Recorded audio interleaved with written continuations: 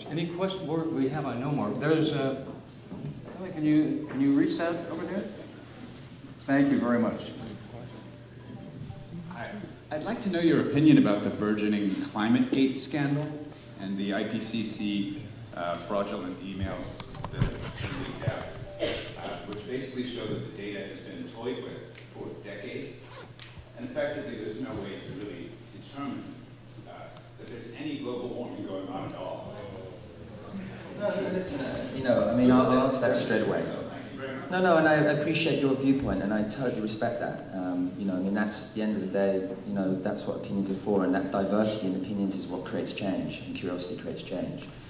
And, the reality is that climate science is a very, very broad area, and there's many variables in climate modeling that's outside of our control.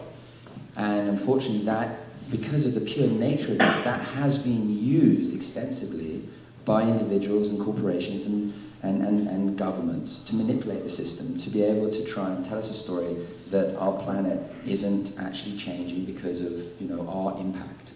And we start to create this very futile debate. And it is a futile debate, because at the end of the day, we're only kidding ourselves. No one else is going to lose out apart from us, and our children, and their children, and their children.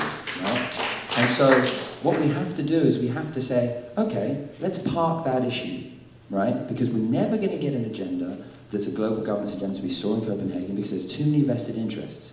But let's focus on the things that are fingerprints that are undeniable. The plastic in our ocean, the degradations of our forests, the degradation of topsoil, the collapse of our marine fisheries. Pollution is rife. And you know what? 100 years ago, there wasn't plastic. And now we've got fingerprints everywhere that are poisoning our children, poisoning us, and are causing undeniable damage to our natural systems. And they are blocking up the code of nature. And so when we look at it, it says, you know what, if you don't believe in that, just go outside and look at what's going on around you. Look at the loss of all these things that we need to support us. Nature is our life support system. So the argument, and if you've been dragged into it, then basically you're a chess piece in the game of big business that is using you to try and believe that we aren't having an impact. Believe me, we are.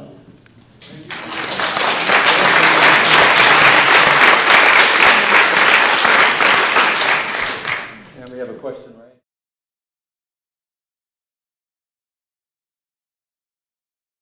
Yeah, of course. It's an I'm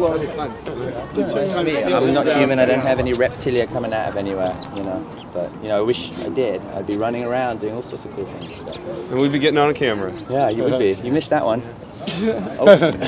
Oops. David, well, thanks for saying it anyway, and I hope you continue to spread the message, man. That's what's important. Yeah, me too, man. For sure. Thank you very much. I appreciate it. And I respect your views, I mean, I totally respect your views. I think that's what we're all entitled to, is our choices. Well, I was just asking your opinion as to...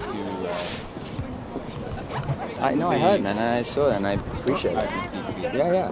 No, I mean, listen, to me, it's like, as I say, climate science is very, very broad, and it's like, the IPCC, is definitely... Do you think it'll be much harder to get a carbon tax through in Mexico now that the truth is coming out? I think it's going to be a real challenge to approach, and I said it very clearly back in, on CNN not long ago, and I said to them, I said, everyone's got their agendas.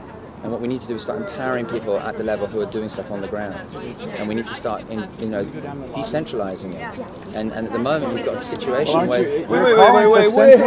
I'm not calling for centralization. United Conservation Bank? I'm not calling for centralization. No, I said we should have a global survival species fund for us as a fund, so that individuals can realize that, we can move. And the only way we're going to be able to move across, and it's this theory, it's just thrown out there into the thing. I love how you guys have jumped on every single little letter in every single word. No, this is a very big thing.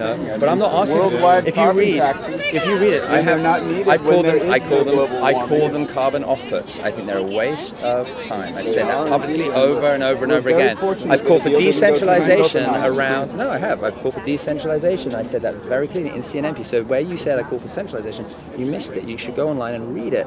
And actually it says we need to, you know, what the most impressive thing about Copenhagen was actually the individuals who turned up, the community groups, the people who are passionate, say this is affecting me on the ground. God bless the third world nations who stood up, know? because the deal they were given was absolutely unacceptable. I agree with you. And if we really want to talk about the power of humanity, I can't shake your hand enough. I agree with you. I'm totally on your page. And so I know that I'm seen as some sort of, like I said, shift-shaping lizard from the ninth dimension who's blah, blah, blah, blah, blah, and all the rest of it, you know?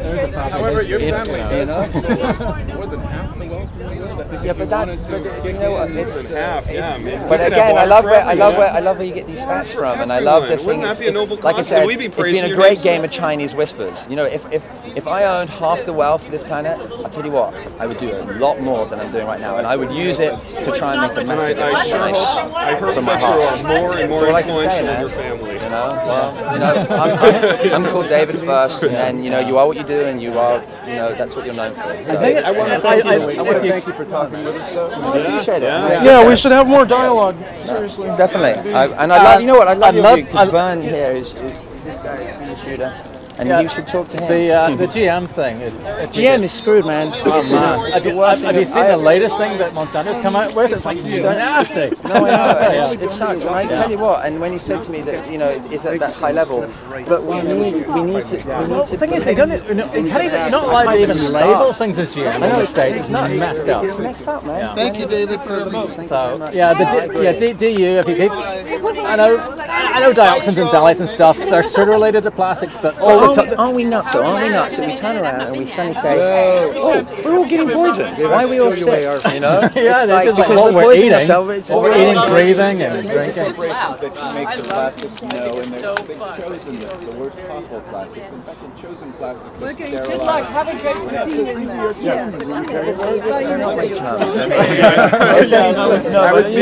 If they were my chums, I wouldn't be sitting here now. You know someone who knows someone. I'm gonna love emails to try and push this project into a box. No, believe me. And you know, I can only do what I can do.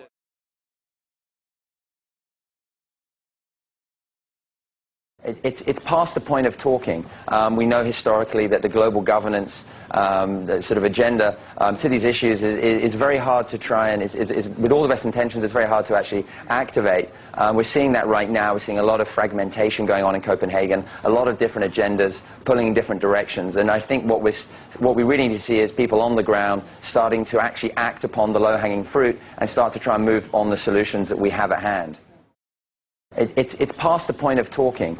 We know historically that the global governance the sort of agenda to these issues is very hard to try and, with all the best intentions, it's very hard to actually activate. It's past the point of talking. We know historically that the global governance the sort of agenda to these issues is very hard to try and, with all the best intentions, it's very hard to actually activate. What's more important, the sustainability that you're talking about, or the 99% of the population that's going to feel the crunch from having to dramatically reduce their consumption? I think it's both. I think they're one and the same. You can't separate them. I think what we have to do is move from a product-based society to a service-based society. We start to just revalue, like, you know, what's important to you. Do I need to give you a product? Does that equal happiness? Yeah, yeah. Do I actually say, hey, listen, I can share some information with you, and you can share some information with you that's just as enriching as handing you a single throwaway item. David, it would seem like population reduction would seem extraordinarily convenient to this sustainability. Nature has a way of doing that. That's great. Good Wow. interview. Nature, huh? Yeah, nature does.